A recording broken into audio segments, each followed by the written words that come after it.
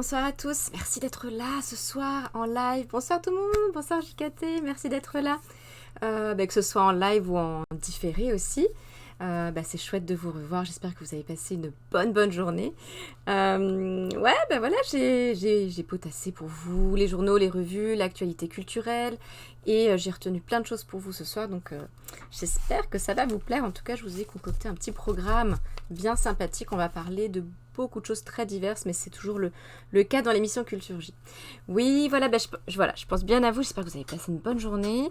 Voilà, comme toujours, quand c'est journée de boulot, mes streams sont quelque peu improvisés. Pas tant que ça, mais un petit peu quand même, parce que j'ai pas forcément eu le temps de me les relire beaucoup. Mais comme vous êtes bienveillants et tout, voilà, je sais que ça va bien se passer. Alors de quoi je vais vous parler ce soir? De plusieurs choses. Alors déjà, dans ce que j'ai lu dans les revues, les journaux, bien sûr ce qui revient le plus, et vous allez en entendre parler les prochains jours, c'est bien sûr ce triste anniversaire des attentats du 11 septembre 2001. Et c'est important d'en parler, donc c'est de l'actu, pas forcément de la culture au sens propre, mais ça fait quand même partie de notre culture générale de savoir ce qui s'est passé il y a 20 ans. Et c'est pas si évident pour... je parlais un peu comme une peu plus vieille, mais pour les jeunes d'aujourd'hui, d'avoir un recul sur ce qui s'est passé, parce que beaucoup ne l'ont pas vécu. Moi, je me rappelle très bien où j'étais, ce que je faisais à ce moment-là, j'avais 17 ans, mais certains jeunes ont entendu parler vaguement, et quand je les interroge, les sixièmes, on parle de théorie du complot, tout ça, vers fin de l'année, vers fin d'année scolaire, il y en a certains qui n'en ont jamais entendu parler. Donc c'est pour ça qu'aujourd'hui, on va en parler grâce à GeoAdo qui en gros pose les bonnes questions. C'est le 3QECP des profs. Attention, c'est qui, quand, quoi, où, comment, pourquoi. Et c'est bien d'en parler, de comprendre ce qui s'est passé. Dans les prochains streams, on abordera cet événement historique de manière autre, à travers par exemple les représentations culturelles de cet événement. Ah, le reportage sur Arte, il est sympa. Eh ben, tu sais quoi, j'aimerais tellement le voir. Je pense qu'il y a les replays, je vais le guetter. Après, c'est les jours prochains, là, je pense que vous allez avoir beaucoup de reportages dessus, donc vous pourrez vous faire aussi votre idée. Mais c'est bien d'avoir 20 ans de recul, quoi, sur ce qui s'est passé. C'est ça aussi. Parce que quand on retourne 20 ans en arrière, on a vraiment plus le choc de ce qu'on a vécu, mais on n'a pas forcément le recul, le pourquoi, le comment, le après non plus. Et puis oui, dans les prochains streams, on abordera aussi la façon dont ça a engendré beaucoup de théories du complot, comment les théories du complot se sont accrues et ont eu beaucoup d'impact aussi. Mais ça sera pour de prochains streams. Dans ce stream-là, toujours, on parlera des hommages... vous savez que c'est l'hommage... rendu à Jean-Paul Belmondo cet après-midi aux Invalides. Alors, Jean-Paul Belmondo, on en a parlé beaucoup dans un stream, c'était il y a 2 jours, je crois. Mais là, j'ai trouvé un article qui était intéressant sur le site de France Info, qui nous montre qu'il y a eu plein d'hommages avant, rendus aux géants de la culture, et on peut partir de Victor Hugo aussi. Et c'était un article plutôt intéressant, parce que ça nous montre que voilà, les hommages sont divers, et pas forcément, on va le voir, liés aux Invalides même. On parlera aussi de Mona Chollet, alors certains la connaissent peut-être plus les plus grands, parce que cette journaliste, elle est aussi essayiste, et c'est surtout une icône des féministes, et il y a un très bon article sur cette femme dans le nouveau numéro de l'Obs. Je voulais vous en parler parce que l'un de ses ouvrages, qui s'intitule Sorcière, a beaucoup marqué les esprits, a beaucoup d'impact encore maintenant, et je trouvais intéressant cet ouvrage-là, en tout cas pour les plus grands, donc je voulais vous en parler ce soir. Si on a le temps, on parlera de Georgia O'Keeffe, j'espère que je prononce bien, qui est une artiste peintre qui a marqué les États-Unis à son époque, c'était le siècle dernier. Pourquoi ? Parce que c'était une femme libre, et dans l'Amérique un peu puritaine, ça passait pas. Et ses œuvres sont plutôt pas mal, et le Centre Pompidou y consacre une rétrospective, une exposition, donc ce sera l'occasion de la découvrir. On fera un tour dans le GeoAdo, qui est là, voilà, attendez, hop. C'est pas ça que je vais vous montrer. Moi, je suis pas très douée avec le cadrage et tout. Voilà, qui est là. Et ça sera pas mal pour aujourd'hui parce qu'il y a quand même beaucoup de choses au programme. C'est parti, on part dans l'actu culturelle et on va parler du 11 septembre 2001. Grâce à GeoAdo également. Pourquoi ? Parce qu'il y a un très bon dossier qui permet de vraiment situer les choses et de comprendre ce qui s'est passé. Je prends mes notes et je suis à vous.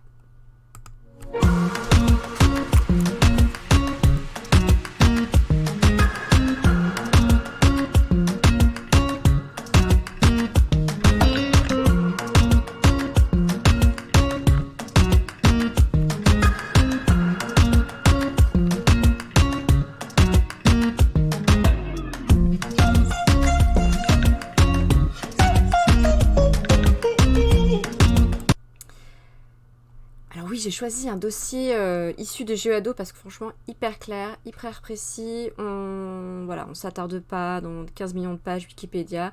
On comprend tout. Je vais vous le diffuser. Le voici, le voilà, si tout va bien. Ouais, plus ou moins bien cadré, hein, mais ça c'est de l'impro post-journée de boulot, mais tout va bien. Il y a 20 ans déjà. 20 ans, le 11 septembre 2001. Les États-Unis ont été frappés par l'attentat le plus meurtrier de l'histoire du terrorisme. C'est vrai que parfois on a entendu certaines personnes qui réagissaient, qui disaient bah oui, mais pourquoi on parle pas des autres attentats, toujours les États-Unis. C'est vrai qu'il y a eu d'autres attentats qui sont parfois passés sous silence, qu'on a vite oubliés malheureusement. Mais si on en parle de celui-ci, c'est qu'il a été vraiment marquant, parce que c'est plus meurtrier aussi, et parce qu'on avait... c'est quelque chose qu'on n'avait jamais vécu, jamais vu, c'est quelque chose d'impensable qui s'est réalisé. Et c'est pour ça, je pense qu'on en a autant parlé aussi, voilà, tout simplement. Que nous dit ce dossier? Alors, une petite dédicace aux parents. Alors, on voit pas très bien, c'est vrai, hein, c'est une mauvaise capture d'écran. Je vais essayer de zoomer quand même un peu, mais on est quand même bien dans le bricolage. Hein. Ouais, c'est ça. Demande à tes parents. Ben oui. Comme moi, par exemple, ça y est. Je suis passée du côté des parents. Comme moi, ils étaient probablement devant la télé qui diffusait en direct cet événement aussi tragique que spectaculaire, effectivement. Pour ceux qui ont vécu ça, vous vous souvenez très bien où vous étiez. Je ne sais pas où vous étiez, mais moi, j'étais au lycée. Je me rappelle très bien que ma meilleure amie m'a dit, ça y est, c'est la Troisième Guerre mondiale, il y a un attentat et tout. Et je suis rentrée, j'ai vu en direct l'avion qui s'est écrasé sur la deuxième tour, donc on se souvient très bien de ce qui s'est passé là. Et l'article est intéressant, pourquoi? Parce qu'il dit, et après on expliquera ce qui s'est passé exactement ce jour-là, il est intéressant parce qu'il dit, voilà, c'est une génération, la génération des plus jeunes là, qui est marquée par les attentats. Ben oui, c'est vrai. Voilà, moi je suis bonne trentenaire, finalement on a vécu dans l'insouciance. Voilà, alors c'est vrai qu'il y a eu quand même des épisodes marquants. Moi je me souviens très bien avoir eu très très peur de la guerre du Golfe, par exemple, de ce qui s'est passé au Kosovo. Enfin, voilà, il y a quand même des choses dans l'actualité qui étaient lourdes et tout. Mais il y avait une sorte de... pas d'insouciance, mais voilà. Les attentats du 11 septembre 2001, ça a quand même marqué le monde et plus rien n'a été pareil après ces attentats-là. Et c'est vrai que la génération là, qui est là, les jeunes là, d'aujourd'hui, sont marqués par les attentats. Alors on nous rappelle ceux de Paris, bien sûr, de Charlie Hebdo, puis ceux qui se sont passés le 13 novembre. D'ailleurs, il y a le procès là, qui se tient actuellement. Il y en a d'autres aussi, ceux de Bali en 2002, de Madrid en 2004, de Londres en 2005, de Nice en 2016. Il y en a eu d'autres également. C'est une génération qui connaît la peur liée aux attentats. Alors, que se passe-t-il? Que s'est-il passé ce jour-là? Voilà, pour notamment les plus jeunes qui suivraient le stream et l'émission et pour qui ça serait un petit peu flou. Il faut savoir que oui, c'est bien la première puissance mondiale qui est attaquée. Donc on parle bien sûr des États-Unis. Donc voilà, c'est pas anodin si ils attaquent les États-Unis, mais il y a tout un contexte qu'il faut essayer de comprendre. Alors qu'est-ce qui s'est passé globalement ce jour-là? Alors c'était à 8h46 à New York, et vous avez un avion de ligne qui s'encasse dans l'une des deux tours jumelles du World Trade Center. On a des photos juste en bas, ce sont des photos qui sont quand même un peu choc, donc voilà, si jamais il y a des plus jeunes qui regardent le stream, c'est pas toujours évident de les voir. C'est vrai que les jeunes sont habitués à l'image et tout, voilà, ils scrollent plein de choses sur les réseaux sociaux, mais parfois quand on n'a pas le recul, qu'on n'est pas accompagné, c'est pas évident d'avoir une réception adéquate de l'image. Mais bref. Alors, ce qu'il y a, c'est que les passants pensent à un accident au départ. Sauf que 20 minutes plus tard, l'autre tour est percuté par un deuxième avion de ligne. Cette fois, plus de doute possible, c'est un attentat. Effectivement, tout a basculé en une vingtaine de minutes. Après, il y a eu un troisième avion qui s'écrase sur le Pentagone et un quatrième avion qui se crache dans la campagne, puisque les passagers de cet avion-là se sont révoltés et ont attaqué les terroristes qui dirigeaient l'appareil vers Washington. Donc voilà ce qui s'est passé concrètement. Il y a eu des incendies après, et puis après les tours se sont écroulées. Attentat très meurtrier. Au total, près de 3000 personnes sont tuées, dont 343 pompiers qui tentaient d'évacuer les victimes dans les tours. Ce dont ne parle pas l'article, ce sont toutes ces conséquences après aussi, forcément psychologiques, ça c'est vrai, mais aussi au niveau physique, puisque beaucoup ont souffert, parce qu'ils ont inhalé des fumées, qui ont souffert et qui ont développé des cancers, des maladies, voilà. On n'en parle pas souvent d'eux, mais c'est vraiment, même après, même survivant, bien sûr qu'il y a des traumatismes et des conséquences. Voilà pour les faits. Et Géoado nous permet de resituer aussi ces attentats-là via cette explication-là, qu'est-ce que le terrorisme islamique, puisque les auteurs des attentats sont des membres d'Al-Qaïda, qui est une organisation terroriste qui veut imposer un État islamique par la force. Et parfois c'est aussi un peu obscur, hein, voilà, on ne sait pas, et on fait vite des amalgames aussi, d'ailleurs ça je le dis ici, mais en général ceux qui me regardent en live ce sont plus des adultes, donc il n'y a pas de souci, mais les jeunes peuvent tomber dans ce piège-là de faire l'amalgame, hein, non, toutes les personnes musulmanes ne sont pas des terroristes, hein, ça je le dis parce que vraiment, c'est vrai que c'est ancré parfois dans la tête des jeunes, ils font très vite l'amalgame et ça peut être très vite dangereux. Là on parle vraiment de terrorisme islamique, ce qui n'est absolument pas la même chose, hein, bien sûr.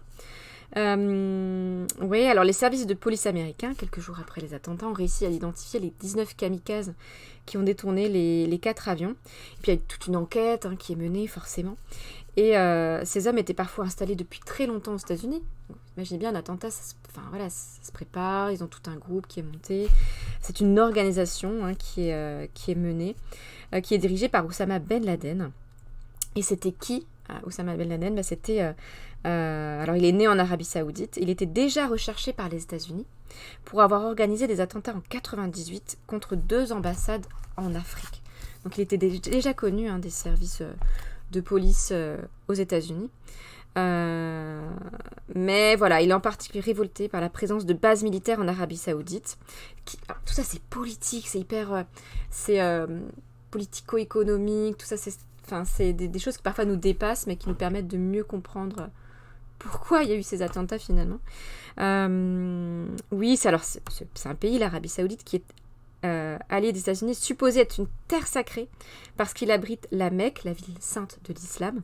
Selon Ben Laden, il est souillé par la présence de non-musulmans. Alors, les terroristes ont une vision très, très, très intolérante de l'islam. Ils s'en prennent d'ailleurs souvent à des musulmans accusés d'être pervertis par le mode de vie et les valeurs des pays occidentaux comme les États-Unis ou la France. Ouais, c'est pour ça que pour les musulmans, en fait, ça n'a rien à voir. Ça n'a rien à voir la façon dont ils interprètent tout ça.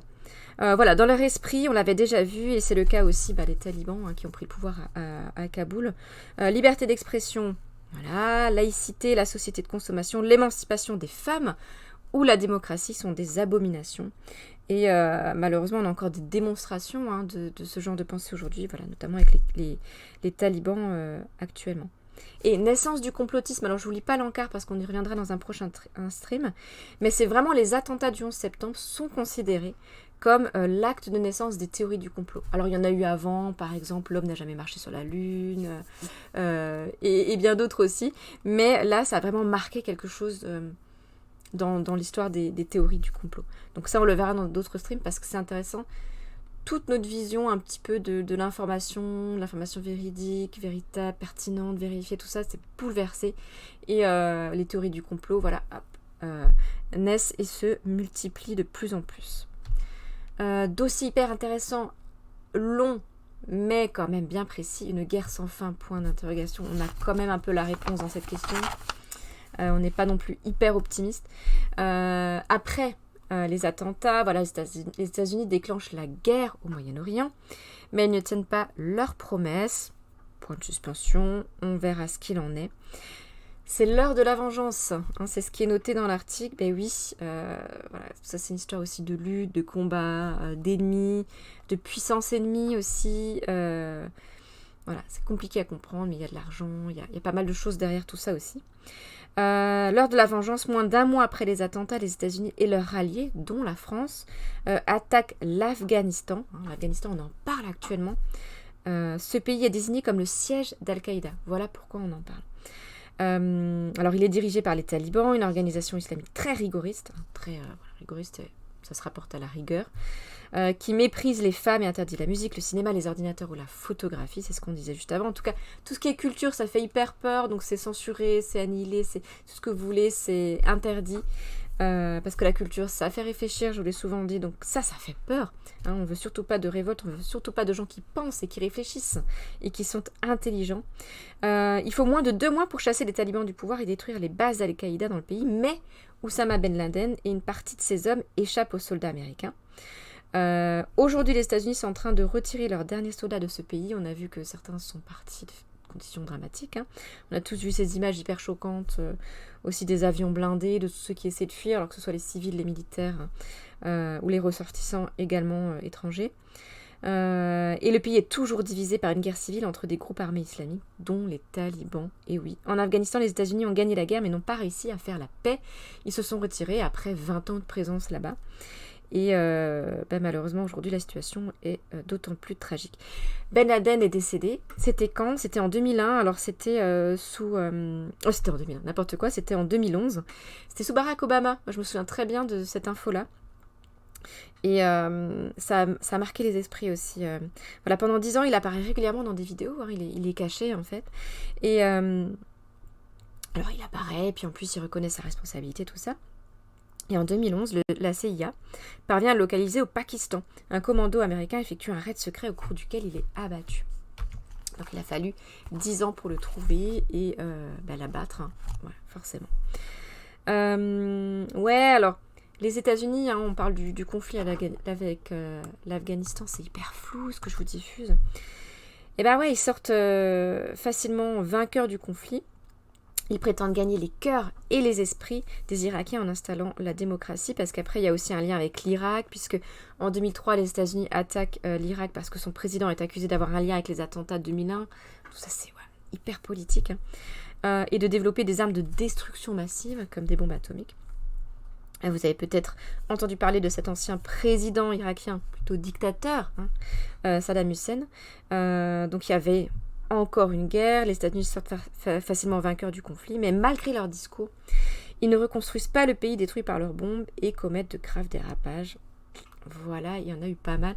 Là, on a un petit encart qui explique le pourquoi du comment.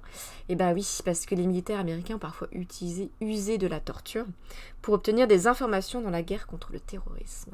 Ça, c'est pas mal expliqué pour les plus grands hein, qui l'ont vu dans la série Homeland, où en fait, c'est pas tabou, mais voilà, la torture est utilisée comme arme de guerre, hein, finalement.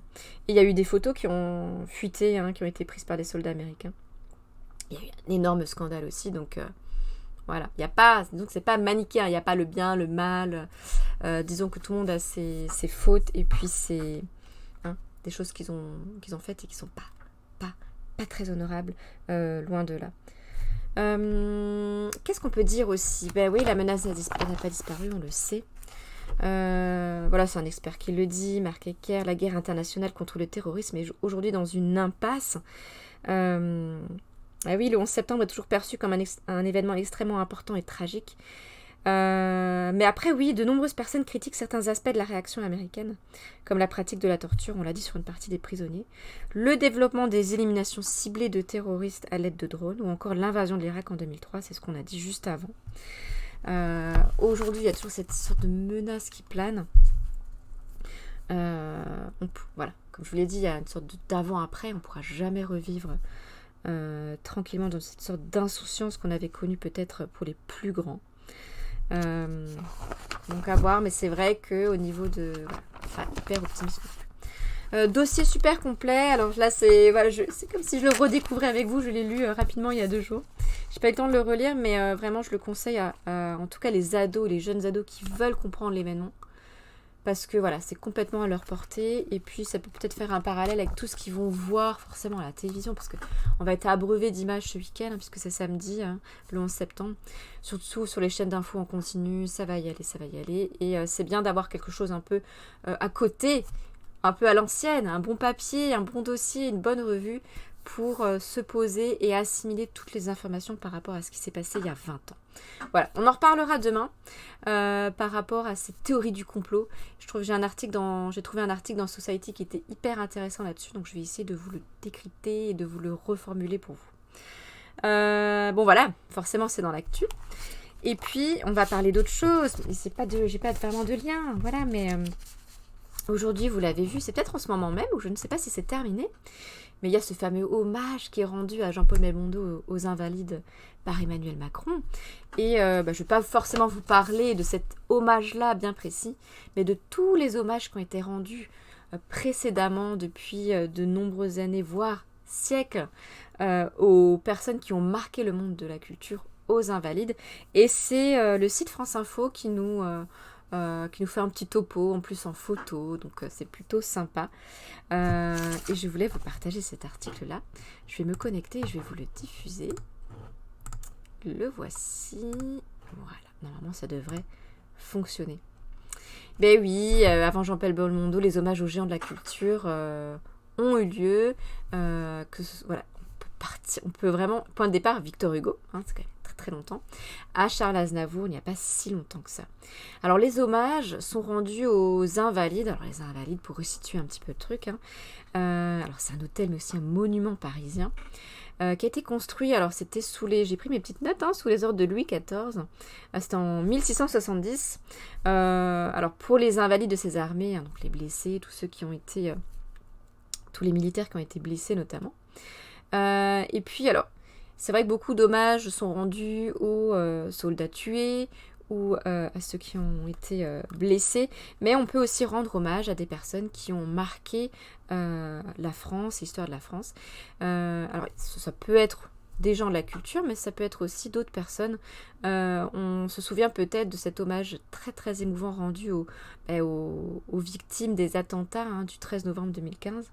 Il a eu lieu cet hommage aux Invalides également. Mais voilà, comme je vous le disais et comme le dit France Info, pas mal de gens de la culture ont été honorés dans ce lieu un peu emblématique, un peu mythique aussi. Donc il y a eu des obsèques, alors c'est forcément grandiose, c'est ça, et c'est toujours accompagné d'un discours. Alors parfois les discours on peut les critiquer, c'est des mots un peu lambda et tout ça, mais quand il y a des interventions par exemple, là c'est parfois très très émouvant. Hello Caronix, ma bibliothécaire préférée. Ouais, on pourrait dire bibliothèque, c'est mon petit côté bibliothécaire, c'est vrai. Allez, je prends. Bon ça, et j'espère que ça va Caronix. Voilà. Que tu as passé une bonne journée, ça va un petit peu mieux. Aussi au boulot, que tu as réussi un petit peu à rebondir aussi. Et c'est chouette que tu sois là. Là, on parle de tous ces gens de la culture qui ont été honorés aux Invalides. Et il y en a eu pas mal, notamment Victor Hugo. Bah oui, Victor Hugo qui a eu des funérailles en musique. Non, pas en musique, c'est Johnny Hallyday, bien sûr, qui a eu des funérailles en musique. Et puis d'autres personnalités aussi françaises du monde de la culture. Et il y a eu plein d'élan de ferveur populaire. C'est ça qui est bien. Ok, il y a le discours, il y a la cérémonie, mais après, il y a souvent une foule immense qui accompagne les hommages. Victor Hugo. Mais ouais, non, mais... Et alors là, on est dans un stream de l'impro, mais ça se sent trop. Je suis trop désolée, mais j'ai pas eu énormément de temps débosser mon stream, donc parfois il y a des petits couacs, mais ça va être voilà, c'est classique les jours de boulot. Non, mais alors Victor Hugo, on va voir, c'est un cortège qui a été suivi par 2 millions de personnes, donc forcément à l'époque il n'y avait pas de photos. Hello, merci d'être là. Leilou, j'espère que je prononce bien, ou Lilou, comme ça, je prononce bien, comme les Pokémon avec Aquaquack, ok. Ouais, Victor Hugo, mort le 22 mai 1885, donc ça date. Ça a été le premier écrivain à bénéficier d'obsèques nationales, jusqu'alors réservé aux plus hauts personnages de l'État. Ce que je vous ai dit tout à l'heure, ce côté militaire de la chose, et c'était pas du tout centré sur des personnes liées au monde de la culture comme Victor Hugo. J'ai du canal, qu'est-ce que tu veux ? Ah, Caronix, aide-moi s'il te plaît, parce que là je suis en bas, ah là là, le stream de l'impro quoi. Le 31 mai de la même année, son cercueil est déposé sous l'Arc de Triomphe.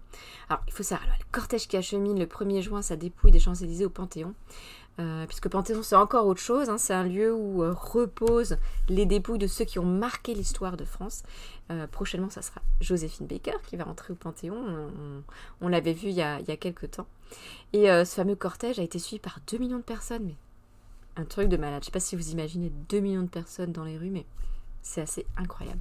Et parmi les personnalités de l'époque, il y avait Pierre Loti, Maurice Barrès, Paul Valéry, Colette et Aimé Césaire. Pas de l'époque, d'autres personnalités aussi liées au monde de la culture et la littérature. Colette par exemple, Aimé Césaire. Ils ont aussi eu droit à des obsèques nationales. Oh là là, je m'embrouille. Mais regardez ces funérailles, alors c'est une gravure sur bois, bien sûr, il n'y avait pas de photo à l'époque. Mais c'est assez incroyable de voir qu'il y avait une sorte de liesse populaire comme ça qui entourait les funérailles de Victor Hugo. Edith Piaf a eu droit aussi à des hommages, hein. Elle était très appréciée, bien sûr, par les Français. Alors, il n'y avait pas d'hommage national. Et savez-vous pourquoi? Parce qu'elle avait une vie privée qui avait été jugée dissolue par l'Église. Et on est dans les années 60. Donc, on est dans cette sorte d'époque où, voilà, il y avait un cadre hyper strict de l'Église où, voilà, c'était, si tu rentrais pas dedans, en gros, hein, c'était pareil pour les divorces et pour les autres choses comme ça. Et ben, c'était pas terrible. Et Edith Piaf, c'était le cas. Elle était jugée un peu, en tout cas, elle rentrait pas dans les critères, dans les normes. Et du coup, elle n'a pas eu d'hommage national. Mais quand même, le peuple de Paris l'a accompagnée dans sa dernière demeure le 14 octobre 63. Oui, mais elle piaffait beaucoup. Merci, merci de m'aider avec les blagues et tout. Mais t'es en forme, hein, je vois que t'étais en forme. Elle était pâtissière. J'ai pas tout suivi les blagues. Elle était pâtissière. Merci, Caroline. Convoi funèbre, parti de son domicile, a été suivi par 500 000 personnes, c'est énorme aussi. Et puis après, certaines personnes sont venues lui rendre un dernier hommage au cimetière. Alors oui, là, il n'y a pas eu d'hommage avec une cérémonie aux invalides, tout ça, mais il y a quand même eu un hommage par le peuple et c'est bien de le relever. Jean Gabin aussi a eu droit à ses hommages. Alors je ne suis pas sûre de cérémonie aux invalides, mais en tout cas, il était très, très apprécié par les Français. C'était un géant du cinéma français, bien sûr. Et voilà, il est décédé en novembre 76 et son cercueil est exposé au cimetière du Père-Lachaise à Paris. Avant son incinération. Et puis vraiment, alors, ce qui est dit là, c'était comme au spectacle. Il y a des gens qui se poussaient, qui voulaient mieux voir. Il y avait une grande foule. Ils ne pouvaient pas chiffrer tellement il y avait de personnes. Et c'était assez hallucinant. Joséphine Baker, je crois Joséphine Baker a eu le droit à un discours quand même, il me semble. Je vais regarder, je ne sais plus. Alors, elle a eu le droit des obsèques nationales. Voilà, sa mort en 75, en présence de 12 000 personnes. C'est énorme également. En fait, il n'y a jamais eu de live sérieux depuis que je suis venue depuis le début. Mais oui, mais en même temps, c'est détendu. Détendu et parfaitement imparfait, comme j'aime bien le dire. Ok, c'est imparfait, mais c'est fait avec le cœur. Voilà, avec le cœur. Et l'envie et la passion. Et c'est ça qui est bien aussi, c'est que c'est détendu. En même temps, tu m'encourages. Mais oui, mais c'est parce que j'aime bien. J'aime bien tes petites blagues et tout. Joséphine Baker, pourquoi elle a eu des obsèques nationales? On en a parlé il y a peu de temps, hein, parce que, elle a été vedette du musical, etc. Mais surtout, elle a fait preuve, elle a été résistante durant la Seconde Guerre mondiale. Hein. Elle a fait passer, mais ça c'est fou, on l'a déjà dit, hein, des notes confidentielles sur des partitions, puisqu'elle voyageait beaucoup. Donc, franchement, c'était une vie de folie. On l'a déjà vu, mais... Voilà, c'est pour ça qu'elle a eu des obsèques nationales. Alors, il y avait un convoi funéraire qui a traversé les rues de Paris, avec un arrêt devant la fameuse salle de musical Bobino, dans lequel elle avait une revue, hein, en tant que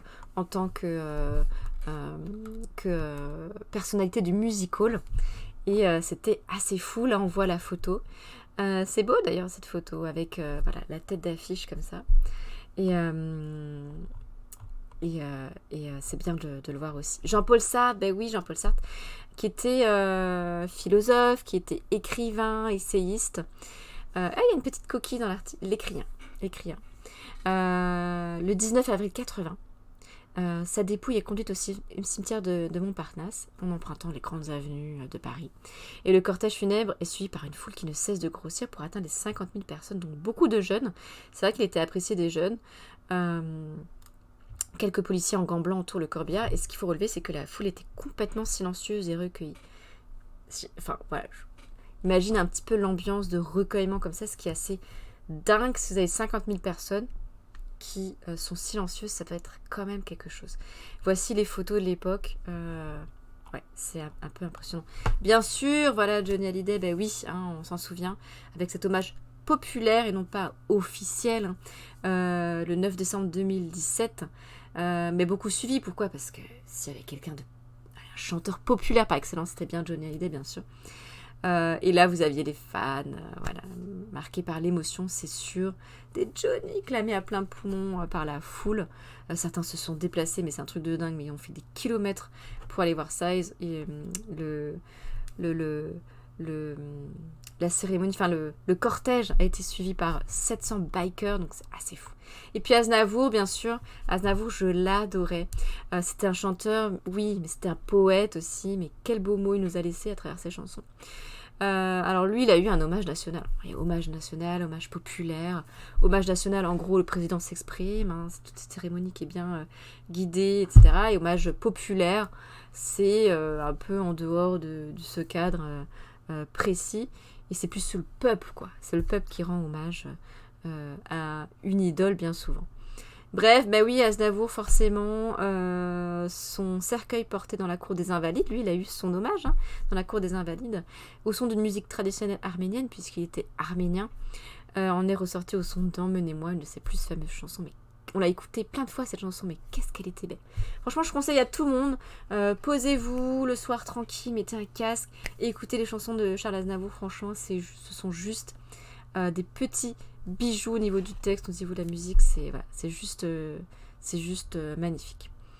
Voilà tous ces hommages, c'était l'occasion de revenir sur toutes ces personnes qui ont marqué la culture en France. Et voilà, après je sais pas ce qu'il en est de l'hommage à Jean-Paul Belmondo, mais souvent c'est empreint d'émotion. Alors moi j'aime moins les discours un peu officiels des présidents où c'est un peu beaucoup de phrases toutes faites, même si bon c'est sincère, hein, mais voilà, ça ressemble à des discours un peu cadrés. Voilà, mais j'aime beaucoup les interventions où souvent c'est plein d'émotions et ça caractérise bien la personne qu'on honore aussi. Et bon appétit, Caronix. Merci de revenir après, c'est trop sympa. Parce que bien sûr, je n'oblige personne à rester. Il n'y a pas de souci, mais c'est en tout cas chouette. Parfois, vous faites un peu votre vie et c'est bien normal. Et vous revenez et ça me touche beaucoup. Donc merci, Caronix. À tout à l'heure. Bon appétit. On va parler d'autre chose aussi. D'un article, d'un portrait que j'ai lu dans le nouveau numéro de l'Obs. Hein, ça paraît toutes les semaines, l'Obs, et à chaque fois, il y a de très bons articles dessus. Sisouanette nous dit les films de Belmondo ne sont pas trop à mon goût, mais il paraît que le personnage était très attachant et très simple. Enfin, un acteur qui n'avait pas la grosse tête, effectivement. Et c'est ce qu'on disait il y a 2 jours. On a beaucoup parlé de Jean-Paul Belmondo, forcément, dans ce stream. Et puis, c'est ce qui était dit dans l'article de Libé, mais c'était dit dans beaucoup d'autres articles. C'est que le gars, il se prenait pas la tête. C'est que souvent, on l'oppose à Alain Delon. Et c'est vrai qu'Alain Delon, on ne peut pas le nier, hein, pour ceux qui ont déjà entendu des interventions, c'est moi, c'est pas du tout la modestie, quoi. Et si on peut comparer les deux, Jean-Paul Belmondo, c'était un peu l'anti-Alain Delon là-dessus, c'est-à-dire qu'il se prenait pas la tête. Et il était très très proche de son public, populaire dans le bon sens du terme, pas parce qu'on a tendance à penser populaire, c'est péjoratif et tout. Non, au contraire. Et il n'avait pas eu beaucoup d'hommages officiels, Jean-Paul Belmondo, donc c'est un peu une revanche, j'ai envie de dire, parce que là, il a droit à sa cérémonie aux Invalides. Mais on l'avait vu, hein, il n'avait pas eu d'hommage officiel, enfin, il a reçu un prix au César, mais c'était il y a 2 ans, 3 ans, donc ça a beaucoup tardé. Et il était aimé du public, par contre, et il le rendait bien au public. Il était hyper proche d'eux et tranquille, cool, à cette image un peu du Belmondo, un peu voyou mais accessible. Ouais, je suis complètement d'accord avec toi, Sisouanette, c'est exactement l'image qu'on retient de Jean-Paul Belmondo. Voilà, un article que j'ai lu dans le nouveau numéro de l'Obs qui est très intéressant et qui est consacré à Mona Chollet. Alors Mona Chollet, elle est très connue par beaucoup de monde. Pourquoi ? Parce qu'elle a écrit un ouvrage qui a marqué les esprits, notamment en matière de féminisme. Donc on va en parler, parce que cet ouvrage est intéressant, et parce qu'elle-même, elle est hyper intéressante. Mona Chollet, c'est une journaliste qui est très discrète, et c'est aussi une essayiste, hein. Elle a écrit beaucoup d'essais. Là, il y a un dernier essai qui est sorti dernièrement, et c'est l'occasion de la découvrir ou de la redécouvrir et de parler d'elle. Même si c'est vrai que ces essais, hein, voilà, il faut les lire plutôt au lycée, c'est tout à fait accessible pour les lycéens. Au collège, vous passerez certainement à côté, parce que c'est quand même... c'est pas de la philosophie où il faut vraiment réfléchir, où on comprend rien. On comprend, mais voilà, il faut avoir un recul, avoir certaines bases de connaissances pour pouvoir l'apprécier et la comprendre. Donc plutôt lycée et plus, bien sûr. On va parler de Mona Chollet. Vous allez peut-être la découvrir. En tout cas, moi, je l'aime beaucoup. Et je vais me connecter au nouveau numéro de l'Obs. Très beau portrait de Mona Chollet. Voilà. Alors, bien sûr, la une de l'Obs, c'est Belmondo. C'était la une de beaucoup de journaux. Ça va être la une de beaucoup de revues également. Mais qu'est-ce qui était photogénique, hein, juste pour revenir sur Belmondo. Mais voilà, cette gueule comme ça, là, ce charisme assez hallucinant. Maintenant, on ne pourrait plus voir la cigarette maintenant sur les photos. Hein. C'est interdit d'ailleurs, je crois. Hein.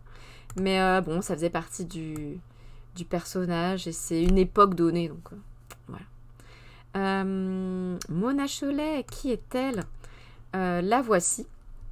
Son écrit le plus connu s'intitule Sorcière. C'est devenu un peu pas la Bible, mais la référence en matière de féminisme. Journaliste discrète qui est devenue une icône du féminisme. Alors féminisme, je l'ai déjà dit, je le redis, quand on dit féminisme, il ne faut pas en avoir peur de ce mot, c'est pas un gros mot.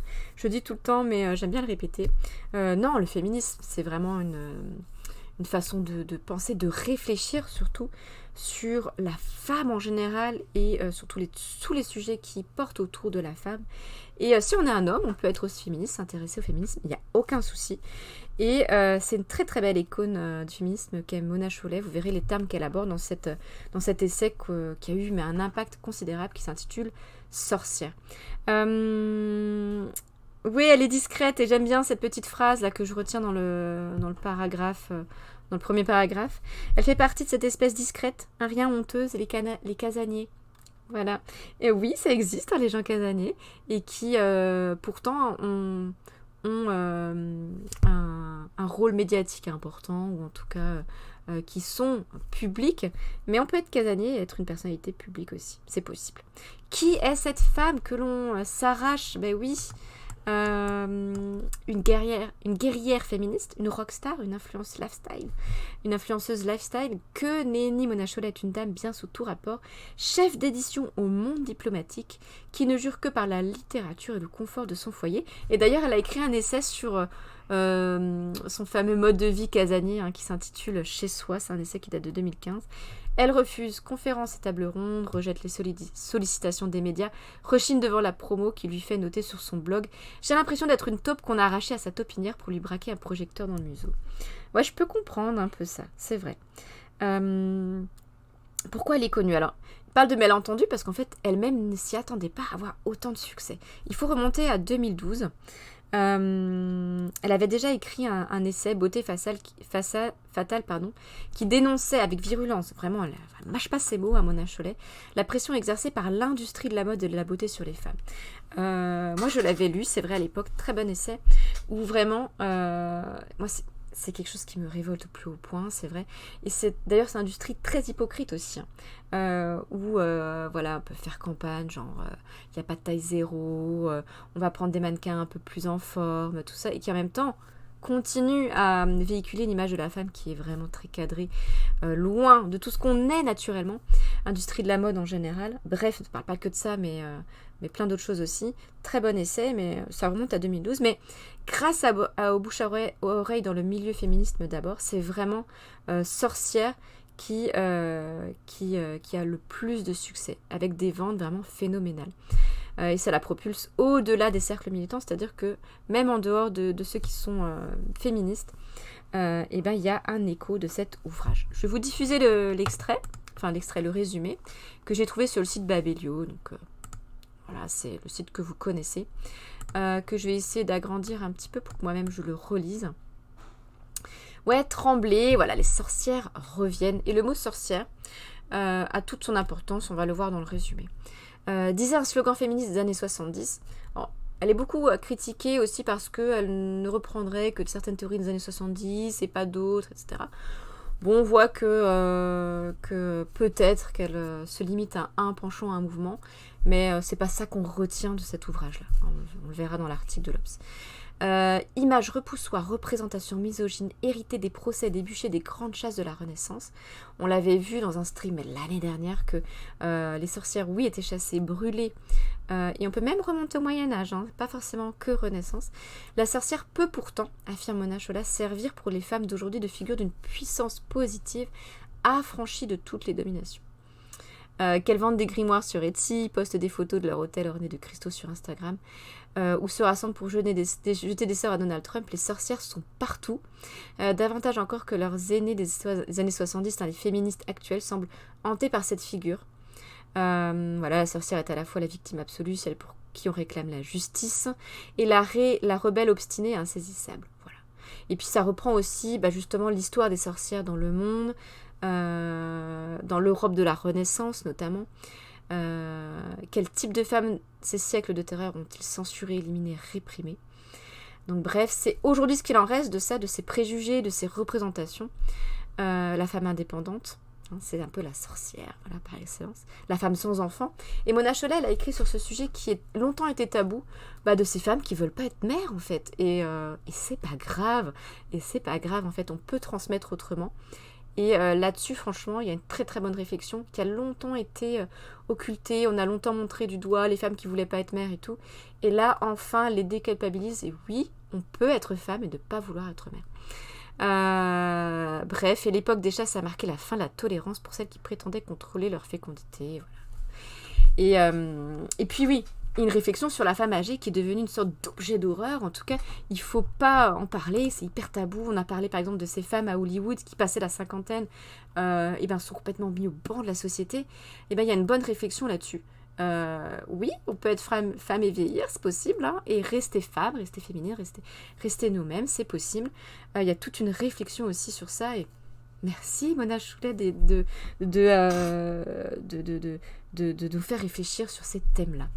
On revient à l'article de l'Obs pour comprendre un peu pourquoi il y a eu autant de succès. Le texte sorcière, il tombe à point nommé, nous dit l'article. Pourquoi? Je vais essayer de zoomer un petit peu.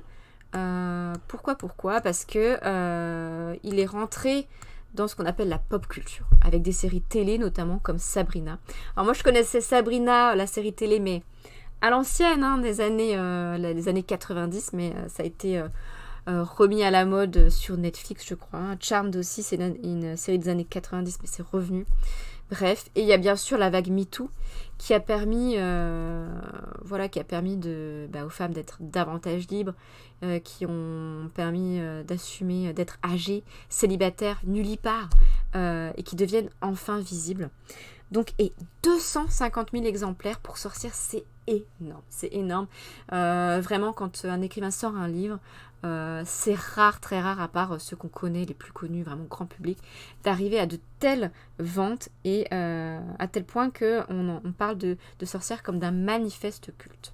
Ça, c'est clair, qui a changé beaucoup de perceptions sur le monde. Que nous dit l'article aussi? D'autres choses. On a une petite bio de Mona Chollet. Elle est née en 73 à Genève, alors d'un père employé d'une société commerciale et d'une mère comédienne et prof de théâtre. Et elle devient étudiante à l'école supérieure de journalisme de Lille. Et elle fait partie de ces personnes qui n'ont pas grandi vraiment avec Internet, mais qui étaient déjà préoccupées par la communication d'une manière ou d'une autre. Et même si, elle ne fait pas partie de ces générations qui ont grandi avec Internet, cette fameuse génération Y par exemple, elle a tout de même créé un blog, le blog Périphérie. Et c'est marrant parce qu'elle explique la technique de l'époque. Voilà, on enregistrait nos pages sur des disquettes. Des disquettes, oui. Moi, je fais une petite parenthèse, une petite anecdote. Moi, quand je fais des cours d'éducation média et information auprès des élèves, en 6e notamment, et quand on travaille sur le document, les différents supports et tout, je leur montre la disquette, mais ils sont trop impressionnés en fait. C'est un objet culte, un objet vintage et tout, on pouvait mettre genre 3 documents dessus puis c'était blindé. Mais voilà, la disquette c'est un peu l'ancêtre de notre clé USB. Et bref, elle bossait avec ça et le responsable informatique de l'école les mettait en ligne. On n'avait même pas de connexion internet à la maison. Partie de ces moments où ok il y avait internet mais c'était hyper galère, il y a des connexions hyper longues, il y avait cette petite musique ADSL avant et c'était hyper limité, genre 1 heure pour 30 euros, voilà. Oui, j'en ai encore dans des 6 fenêtres, il faut garder disquettes, ça devient des objets collector. Du coup, moi j'en ai gardé pour le boulot, j'adore leur montrer. Ils aiment bien en plus ce genre d'anecdotes, genre je leur montre une vieille VHS, une cassette audio, alors ils aiment bien quand je raconte ma vie. Ouais, moi quand je voulais réécouter ma musique préférée, j'étais obligée de rembobiner, et puis après d'appuyer sur play, puis après vous aviez la bande magnétique, vous êtes obligé de rembobiner avec le crayon et tout, mais c'était l'ancienne époque. C'est plus comme ça maintenant, c'est trop facile maintenant pour les jeunes d'aujourd'hui, c'est trop facile. Bref, Mona Chollet, elle a bossé avec ce qu'elle avait à l'époque, et elle a bossé sur un blog à l'époque où c'était peu diffusé finalement, les blogs. Après, elle a travaillé à Charlie Hebdo, apparemment c'était une expérience un peu douloureuse, alors elle s'étend pas sur le sujet, mais en tout cas il y avait une sorte de petit conflit avec Philippe Val qui était qui est toujours je crois, le le chef de Charlie Hebdo. Mais il est assez contesté, Philippe Val. C'est vrai que il y en a qui l'ont beaucoup critiqué. Pourquoi, je ne sais pas. Mais en tout cas, apparemment, il y avait contestation lors d'une conférence de rédaction. Parce que Philippe Val voulait éditer un édito sur les Palestiniens qu'il a qualifié de non civilisés. Donc effectivement, elle s'est insurgée. Et a priori, c'est pour ça qu'elle a quitté Charlie Hebdo. Alors, elle est très préoccupée sur la communication. Alors, on peut être casanier et quand même préoccupé par ce genre d'objectifs. Et puis, c'est Philippe Rivière qui a créé le site du Monde diplomatique. Alors, à l'époque, c'était entièrement logiciel libre. Enfin, si vous imaginez, voilà, logiciel libre, c'est un peu comme on avait l'Universalis en logiciel, on l'installait et tout et tout. Le Monde diplomatique, c'était ça. C'était pas accès en ligne avec un code abonné comme maintenant. Et c'est lui qui la recommande au poste de journaliste web et elle y est restée au Monde diplomatique. Elle est très très suivie, Mona Chollet. Là encore, c'est paradoxal, mais l'un va avec l'autre parfois. C'est pas parce qu'elle est casanière qu'elle peut pas être sur les réseaux sociaux. Elle est très très suivie sur son compte Twitter avec 73 000 abonnés. Et elle n'hésite pas à partager des opinions tranchées, une vision nourrie de pensée anticapitaliste. Alors elle ne mâche pas ses mots, elle y va et c'est ça qu'on aime bien aussi.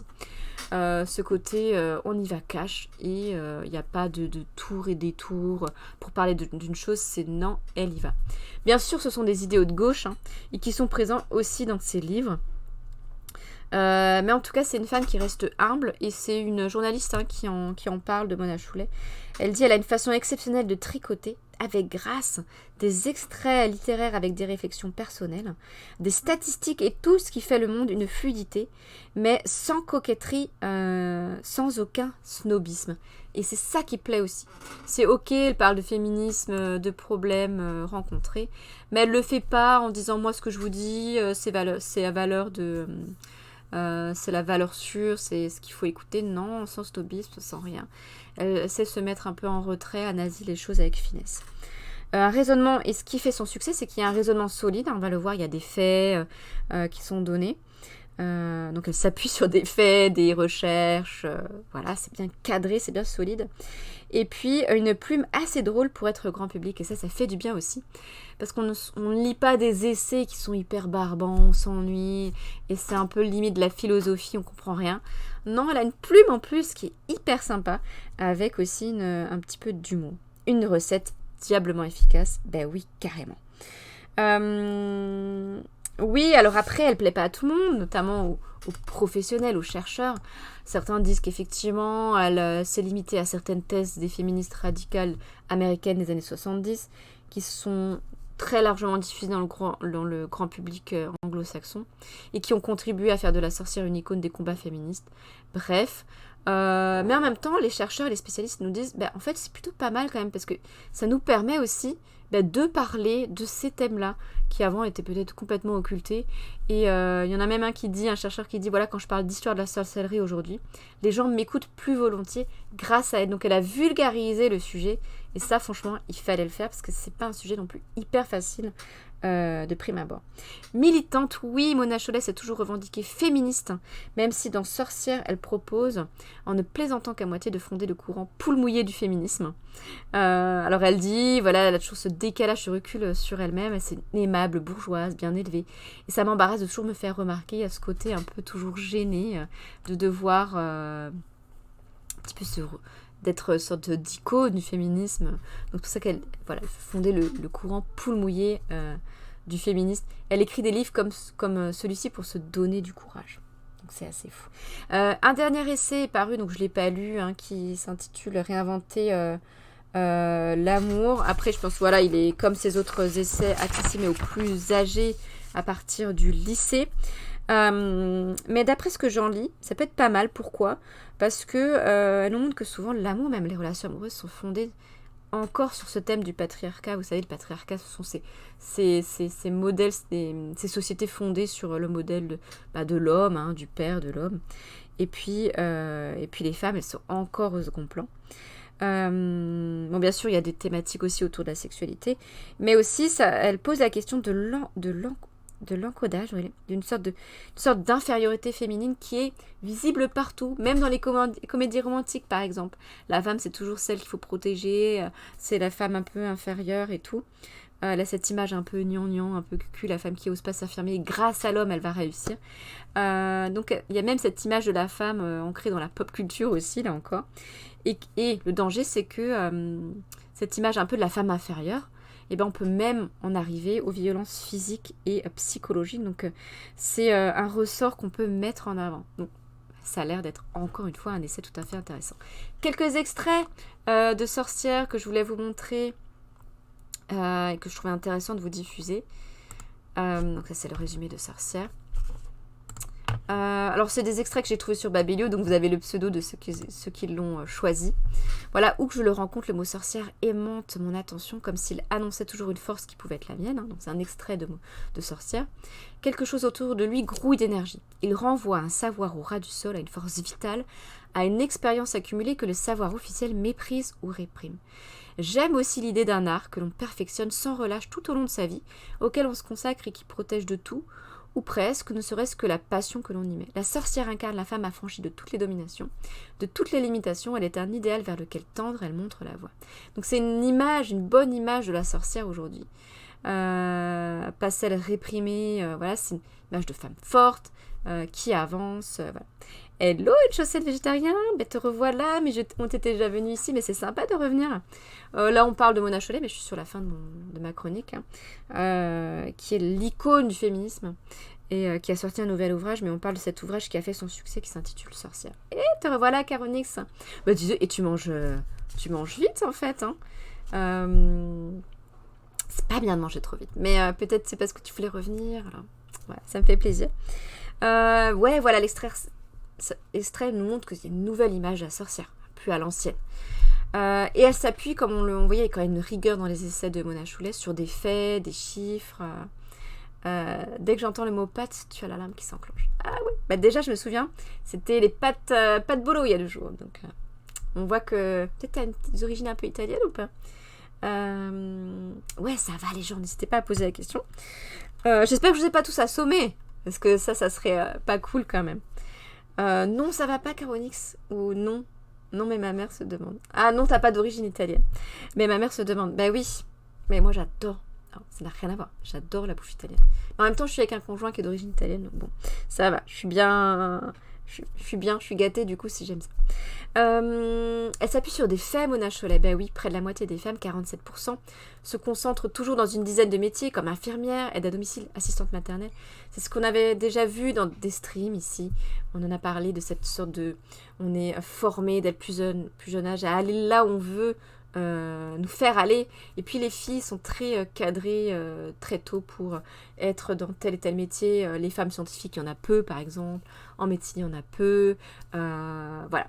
Hein, c'est toujours un peu ça. C'était pas le cas au Moyen-Âge, hein, parce que les Européennes, elles avaient accès, comme les hommes, à de nombreux métiers. Donc, pas toujours le cas. Et les garçons sont incités à envisager leur trajectoire future de la façon la plus aventureuse possible. Là, il y a aussi ça. Il y a aussi que, dès le plus jeune âge, on formate les filles à être bien sages, à surtout rester dans les normes, tout ça. Et si c'est un garçon, c'est un peu foufou, voilà, c'est ok, parce que c'est un garçon, et les garçons, c'est l'aventure, les filles, c'est le sérieux. Hein, c'est un peu ça, je caricature, mais c'est un peu ça qui est dit aussi dans cet ouvrage-là. Conquérir le monde tout seul représente le destin le plus romantique qu'il puisse imaginer, en espérant qu'une femme ne viendra pas tout gâcher en leur mettant le fil à la patte. Mais pour une femme, la perspective de tracer son chemin dans le monde est dépeinte comme triste et pathétique aussi longtemps qu'il n'y a pas un type dans le tableau. Hein, c'est un peu ça. C'est ce qui est montré dans les comédies romantiques, d'ailleurs, on en parlait juste avant.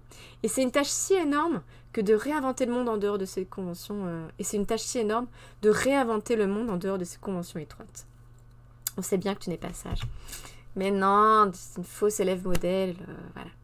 Ben non, j'ai quand même un petit grain de folie quand même, des fois, il faut.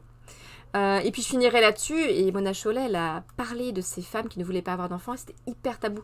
Ça a longtemps été hyper tabou, et c'est bien d'en parler parce que, voilà quoi, que dire à part que, oui, ça peut être normal, enfin c'est normal, enfin je veux dire, il n'y a pas une norme qu'il faut respecter, voilà, il faut surtout pas penser comme ça et montrer de doigt ces femmes qui ne veulent pas d'enfants. Et elle a une très très bonne réflexion là-dessus, c'est qu'elle parle de transmission. Mais la transmission, ça passe pas que par le fait de faire des enfants. Hein, voilà, savoir qu'à votre mort, voilà, ne pas avoir d'enfant, c'est savoir qu'à votre mort, vous ne laisserez pas derrière vous quelqu'un que vous aurez mis au monde, que vous aurez en partie façonné, et à qui vous aurez légué une atmosphère familiale, le bagage énorme, parfois écrasant, on n'y pense pas, d'histoires, de destin, de douleur et de trésors accumulés par des générations précédentes. Pour autant, ça ne signifie pas ne rien transmettre. Juste que tu le caches bien. Ben oui, parce que la transmission, elle peut être autre en fait. Hein. Le même manque d'imagination nous empêche de voir que la transmission, outre que les enfants ne s'en chargent pas toujours ou pas forcément d'une façon qui nous satisfait nous, emprunte de nombreux chemins. Chaque existence humaine bouscule une infinité de qui et laisse une empreinte profonde qui n'est pas toujours en notre pouvoir de cartographier. Voilà, mais voilà, je finirai sur ces mots-là parce qu'ils sont juste parfaits, ils sont juste. Voilà, c'est Mona Chollet et c'est une réflexion moi, que je voulais vous partager parce que c'est vraiment intéressant, pertinent, intelligent et plein d'autres adjectifs qu'on peut donner. Bon, j'aurais pas le temps de vous parler de Georgia O'Keeffe, mais je vous en parlerai demain. On parlera donc d'art demain. Mais on va finir l'émission par un tour posé dans ce numéro de GeoAdo que j'ai commencé en début de stream à vous présenter. Mais il y a d'autres choses à part les attentats du 11 septembre qu'on peut relever dans ce magazine-là. Donc on va y aller tranquillement. Tu parleras d'art demain car tu vas finir ton live Dardar. D'ailleurs c'était une émission, mais je crois qu'elle n'existe plus. Hein. L'émission Dardar. Donc le jeu de mots a déjà été fait à la télé Caronix. Mais c'est un bon jeu de mots. Et ben je vais prendre mes notes. J'ai quand même pris quelques notes. Et je suis à vous tout de suite. On va se poser tranquillement dans ce magazine pour ados.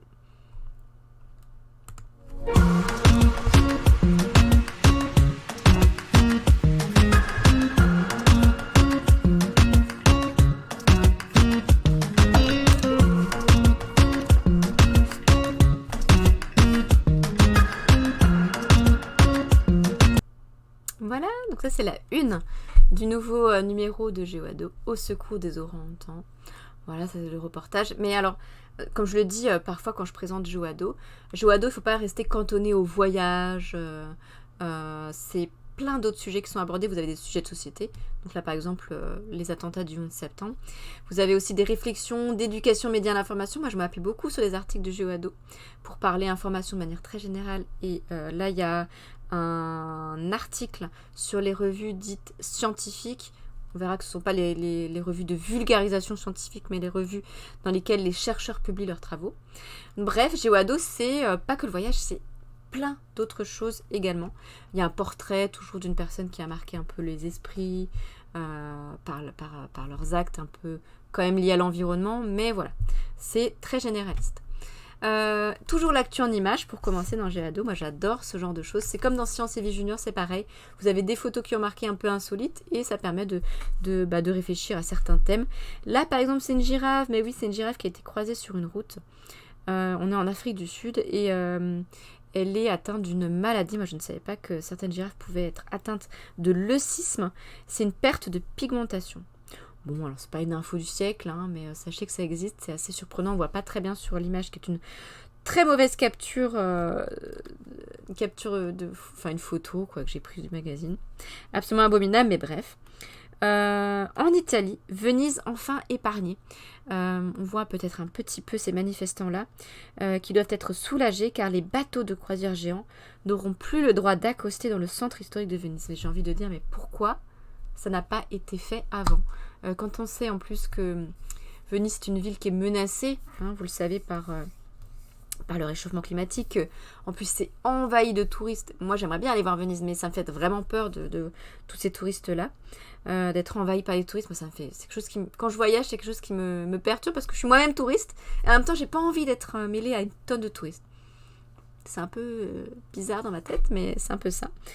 Bref, bien sûr qu'il faut protéger Venise et le centre historique de Venise. Ah, ça a été, Caronix. T'as été, du coup... Alors là, attention, je veux des trucs croustillants. Parce que Venise, c'est la ville de l'amour, tout ça. Est-ce que t'étais en couple ou t'as visité comme ça, avec des potes ou en famille, tout ça. C'était très sympa à visiter avec les îles aussi. Effectivement, souvent on pense à Venise, mais autour. Il y a quand même plein de choses à voir aussi. Ouais, pourquoi ces bateaux ils provoquent des remous et des vagues qui menacent les fondations de la Sérénissime? Mais oui. Un euro de ma pizza. Mais ça se trouve, tu peux manger une très bonne pizza à Venise. Bon, tu la payeras 52 € ta pizza, mais tu peux en manger une très bonne. C'est possible. Bref, Venise en danger, donc heureusement que ces bateaux géants ne peuvent pas accoster au centre historique. Pourquoi ça n'a pas été fait avant? C'est assez fou. Ah, tu dois y aller. Ben, écoute, merci d'avoir été là, c'est déjà super sympa d'avoir été ici aujourd'hui. Au revoir la Terre, la Chine, et peut-être demain, Caronix, on se voit peut-être demain. Mais c'est cool, fidèle de l'émission. Pilier indétrônable. Voilà. Avec toujours la bonne vanne comme il faut, à point balancée, à point nommé. On est en Chine, voilà, encore un point marqué par la Chine dans sa course à la technologie spatiale. On avait vu la Chine très compétition, on avait parlé des Jeux paralympiques, la Chine était au taquet, hein, on l'a vu avec les résultats d'ailleurs. Mais ils sont au taquet partout dès qu'il s'agit de compétition, de montrer leur superpuissance. Mais ils ne sont pas les seuls sur Terre, je vous rassure, il y a plein d'autres puissances comme ça qui sont déterminés à montrer leur force coûte que coûte. Et bien sûr, mais ça c'est depuis la fin de la Seconde Guerre mondiale, la guerre froide, tout ça, il faut montrer sa superpuissance au niveau de la conquête spatiale. Et ben voilà, après un robot posé sur Mars en mai, ce sont 3 taïkonautes, la version chinoise du mot astronaute, qui ont rejoint en juin la station spatiale chinoise et ils devraient être de retour sur Terre d'ici quelques jours. Bon là, c'est pas vraiment le scoop du siècle, puisque dans la station spatiale ah non, c'est chinoise, bah oui. Non, je pensais à la station spatiale. Non, je vous dis des bêtises. Je reviendrai demain, mais merci Caronix de revenir demain, c'est cool. Mais ouais, en tout cas, ils sont là. Ils sont là aussi dans la conquête spatiale, les Chinois. Ils vont rien lâcher. Les Russes sont un peu à la traîne, mais ils se rapprochent un peu des Chinois. Tout ça, c'est stratégique aussi, c'est politique. Mais bref, ils sont là. L'obélisque du 21e siècle. Ah oui. Et bien, montrer sa toute-puissance. Ça passe aussi par des grandes constructions absolument incroyables. Il faut avoir la plus grande tour du monde. C'est un peu ça. Et là, il y a une grande tour. Voilà, qui devrait être le plus haut gratte-ciel d'Afrique. C'est où? C'est en Égypte. L'Iconic Tower, je le prononce à l'anglaise. 385 mètres de haut, c'est mort pour que j'y aille tout en haut. Moi, quand je suis à partir du 12e étage, du 10e étage, j'ai l'impression d'être oppressée, donc c'est mort. Et bien sûr, un symbole de la nouvelle capitale administrative de l'Égypte, située à une 50aine de kilomètres du Caire, asphyxiée par la surpopulation. Bon, il y a quand même quelque chose lié à la démonstration. Il faut montrer toute puissance aussi, ça passe par ça. Je pensais que Dubaï aurait la plus haute, bah oui. Oui, après je sais pas combien de mesures, là c'est la fameuse tour de Dubaï, mais voilà, si elle fait ça se trouve elle fait 384 mètres, et là on est à 385, juste un mètre de plus, voilà, du coup ça passe au niveau supérieur. Bref, moi c'est mort pour que j'y aille là-bas, c'est mort de chez moi. Qu'est-ce qu'on a aussi ça c'est aussi en parlant de vertige, oui c'est possible. Là ce sont quoi? Ce sont des ouvriers, alors il existe des ouvriers du ciel, le métier improbable, des ouvriers du ciel qui examinent des câbles du réseau électrique des îles de Zhoushan, je pense qu'on prononce comme ça, c'est en Chine, un réseau en partie alimenté par un champ d'éoliennes. Et là on est à 380 mètres de hauteur, donc les ouvriers ils travaillent à 380 mètres de hauteur quand même. Ouais, il faut le faire. Et puis si on parle toujours puissance, voilà, il existe des compétitions un peu improbables, et c'est le cas en Russie. Proche des épreuves de force basse, que la Coupe du Monde de l'extrême puissance, c'est comme ça qu'elle s'appelle, se déroule à Teriberka, et qui oppose les plus gros biscottos de la planète. Bon, non, moi j'en ai 0, donc c'est fait. Est-ce bien raisonnable? Donc, il faut soulever des trucs de ouf. Voilà. Est-ce que ça a un sens? Pas tellement. Bref. Est-ce que c'est une info qui n'a pas vraiment d'importance? Pas grave, mais on aime bien ces petites infos piochées par-ci, par-là. La rentrée dans le monde, on l'avait entrevue rapidement grâce à cette mini-série qui s'intitule Sur les chemins de l'école, qui est dispo sur Lumi, mais qui est diffusée à la télé aussi. Et là, on a aussi l'école dans le monde. Forcément, c'est le numéro de septembre. Qui dit septembre dit école. Mais on voit que c'est pas la même chose que chez nous, encore une fois. À Madagascar, par exemple, ils n'ont pas assez de tables, ils n'ont pas assez de place. Donc, ils sont amassés, en fait, les élèves. Par contre, ils étudient bien.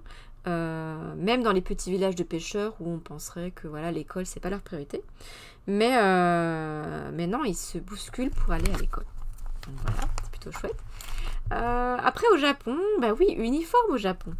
L'uniforme est obligatoire dans beaucoup d'écoles et de collèges. Chaque établissement a le sien, codifié de la veste aux chaussettes. C'est très très strict au Japon.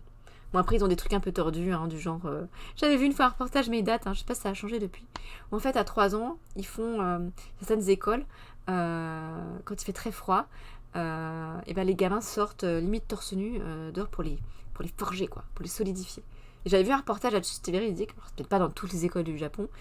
Puis il y a quand même un côté un peu dingos, quoi, à tout ça. Là, on est en Papouasie-Nouvelle-Guinée, tout en bas.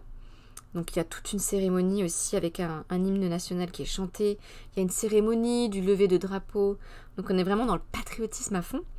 Et tout le monde file en classe pour le cours d'anglais à l'ancienne, à la craie, comme ça. En plus, c'est hyper bien fait. Voilà, l'ambiance est hyper studieuse. Allez, c'est pas trop comme ça, j'ai envie de dire. Aujourd'hui, j'ai eu des 6e, ils étaient tout foufou. Alors, ils sont mignons les 6e, alors foufou, mais... Oh là là là là là là. Ah là là.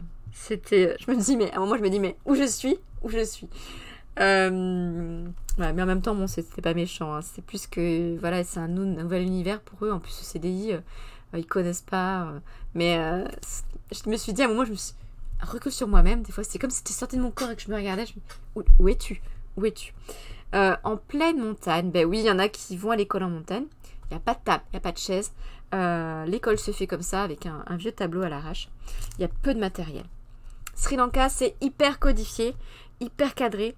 Là encore, on a un peu comme on avait vu en Papouasie Nouvelle-Guinée, on a un rituel le matin, les prières à Bouddha sont un rituel chaque matin avant la classe. Les ados le font en extérieur, en rang et parfaitement alignés. C'est alignement de malade, c'est vrai. Les filles sont d'un côté, les garçons de l'autre. Ce petit pays proche de l'Inde compte environ 70% de bouddhistes. Donc voilà. Et là, on est où? À Cuba. À Cuba, ils montrent ça. Pourquoi? Parce qu'ils n'ont pas eu de cours depuis, je vais vous dire ça.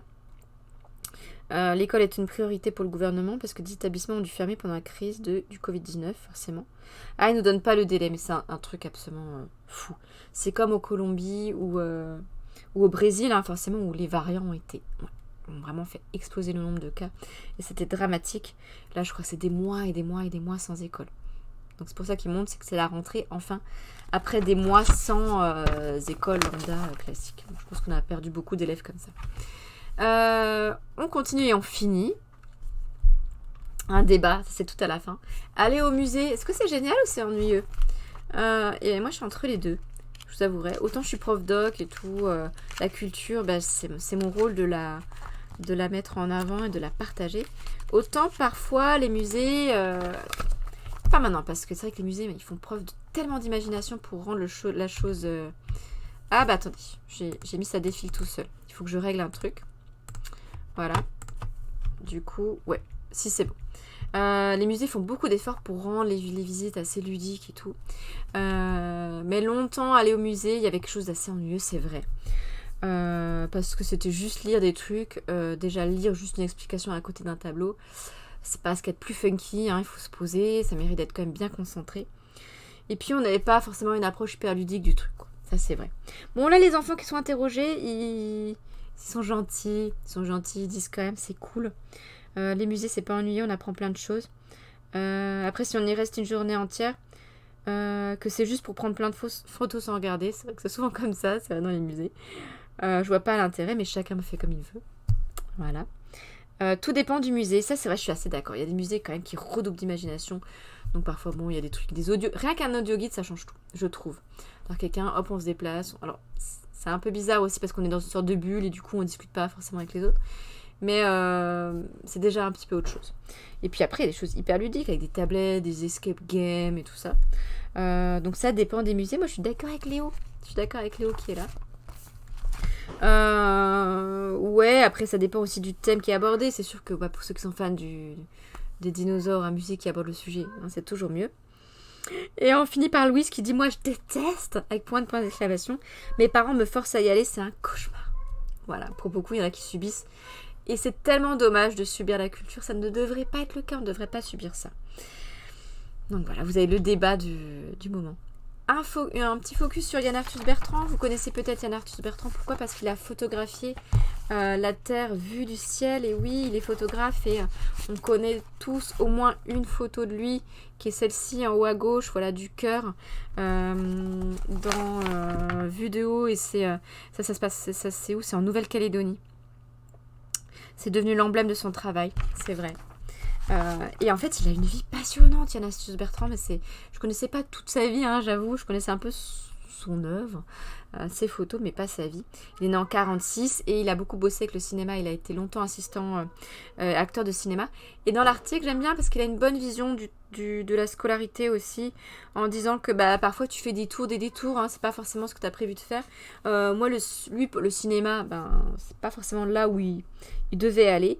En plus, c'était un gosse un peu perdu, il travaillait pas beaucoup. Voilà, il fallait qu'il se trouve un métier, une vie. Et à l'époque, c'était peut-être moins difficile encore que maintenant où, voilà, pour trouver un métier, c'est la chasse à la compète, c'est Parcoursup, c'est un système un petit peu compliqué. À l'époque, c'était un peu plus libre, mais il galérait quand même aussi. Et il est un petit peu allé dans le monde du cinéma par hasard. C'est hyper passionnant, il raconte qu'il est parti de rien et après il est monté un peu, il a assisté le réalisateur. Il part après vivre au Kenya avec sa compagne. Et ils n'avaient pas d'argent, franchement, ils sont allés au Kenya. Il a vu qu'un poste de pilote de montgolfière se créait. Et il a postulé, il l'a eu. Voilà, quoi. Et il a adoré passer sa vie, quelques moments de sa vie au Kenya, où il a appris pas mal de choses, forcément. Il a beaucoup filmé, il a beaucoup photographié aussi. Il est devenu photographe animalier aussi. Alors ça correspondait à une époque à ce qu'il avait envie de voir et ce dont il avait envie de parler. Et bien sûr, il a un recul avec tout ce qui s'est passé en 20 ans au niveau de l'écologie et de l'environnement. Il dit, voilà, la situation a évolué, je suis un écolo un peu perdu. À 20 ans, quand tu rêves de protéger les animaux et que tu pars ensuite au Kenya et que tu te retrouves parmi les bêtes sauvages, c'est génial. Mais, tous ces animaux sont aujourd'hui en voie de disparition et l'espèce en danger, maintenant, c'est qui? C'est l'homme. Donc, il a vu cette évolution-là, donc il peut en parler. Ça permet de se rendre compte du chemin parcouru en à peine 50 ans. C'est pas un chemin dont l'homme peut être fier. Ça, c'est vrai, on le sait. On peut plus nier maintenant, c'est fini, on peut plus nier qu'il se passe quelque chose de pas top. Et qu'est-ce qu'on laisse à nos enfants? Moi, ça me fait vraiment flipper. Vraiment, je vous le dis, ça me fait flipper. Pourquoi on en parle de Yann Arthus-Bertrand? Parce que sort un documentaire. Je sais pas quand, quoi. Je vais vous le dire après. Pas quand ni où, mais je vais vous le dire. Qui s'intitule Legacy. Et en fait, il a voulu dire ce qui arrive à la planète. C'est de ma faute à moi, pas celle des autres. Alors, c'est un film plus personnel que les précédents. Il parle de lui, de sa génération, de la liberté, de la responsabilité individuelle. Et en fait, c'est un propos qui est intéressant. Pourquoi? Il dit, il y en a ras-le-bol d'entendre toujours parler de Trump, des lobbies. Voilà, c'est la faute de Trump, c'est la faute des lobbies, des dirigeants au pouvoir. Il y a beaucoup de ça quand même, il ne faut pas le nier. Mais c'est ce qu'il dit, et j'aime bien son point de vue, c'est que l'homme politique, il est quoi? Il est le reflet de ce que nous sommes nous. On ne va pas se faire d'illusions. En gros, il y a les lobbies, il y a tout ça, mais en gros, c'est un peu le reflet de nous, de ce qu'on fait aussi. Donc, il n'y a pas que ça. Et on finira juste sur ces belles photos, on finira par là le live de ce soir. Alors bon, quelques initiatives, il a décidé de ne plus prendre l'avion pour moins polluer. Bon, là je crois qu'il est dans un hélico où c'était avant, oui, forcément, vue du ciel, on peut pas le faire en montgolfière toujours non plus. Mais il a décidé de ne plus prendre d'avion, là c'est l'empreinte carbone, tout ça. Alors, il ne s'agit pas de culpabiliser les autres non plus. Voilà, et puis des belles photos de lui. Alors, lui a 30 ans, quand il était au Kenya. Et des photos absolument hallucinantes. C'est vrai, quand vous voyez si vous avez l'occasion de regarder son ouvrage, il y a des photos assez hallucinantes qui parlent d'elle-même. À Rio de Janeiro, au Brésil, une plage bondée. Je sais pas si on voit bien. Mais pas pour moi. La foule, non merci. Puis quelques péripéties qui lui sont arrivées. Comme par exemple, il s'est pris un coup d'un gorille au Rwanda. Un brise-glace aussi en bas à droite qui ouvre les voies maritimes dans les territoires au Canada. Du Nunavut au Canada. Plein de photos qui sont à la fois belles, parfois tragiques quand même, et qui quand même nous font réfléchir pas mal sur des thèmes, sur le thème de l'écologie, de l'environnement, sur notre responsabilité également. Mais voilà, le live d'aujourd'hui est terminé. J'ai un peu débordé comme d'hab. Merci d'avoir été là. Pardon pour les petits couacs du début parce que là on était que sur un stream de l'impro comme je vous l'ai dit. Je me rattraperai demain. Je serai là à 18h15 pour un autre stream, une autre émission. Merci Siswanat et tous les autres, les piliers l'émission et tous les nouveaux venus et sur qui regarde aussi en différé. C'est bien trop chouette de vous avoir ici en live ou en différé également. Bonne soirée, bon appétit, profitez bien et on se voit demain. Voilà, bye bye, merci d'avoir été là.